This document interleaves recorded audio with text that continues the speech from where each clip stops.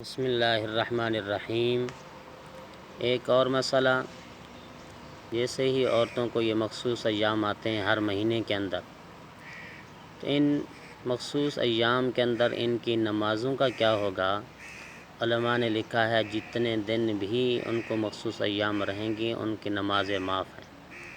3 دن آتے ہیں، 10 دن آتے ہیں، یہ سارے کے سارے دن ان کو نمازیں معاف ہیں، کیونکہ ہر مہینے کی نمازیں لوٹانا ان کے لیے مشکل ہے۔ اللہ نے آسانی پیدا فرما دی کہ معاف کر دی۔ اسی طرح نفاس کے دنوں میں ہیں، 40 دن خون آتا ہے، تو وہ بھی ساری کی ساری نمازیں معاف ہیں۔ اللہ تعالیٰ نے عورت کے لیے یہ آسانی پیدا فرما دی ہے۔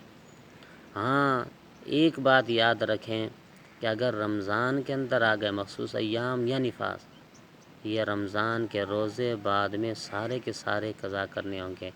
جن حیض کے اندر کچھ روزے چھوٹ گئے یا نفاس کے اندر چھوٹ گئے، جتنے بھی چھوٹے ہیں سارے کے سارے ادا کرنے ہوں گے۔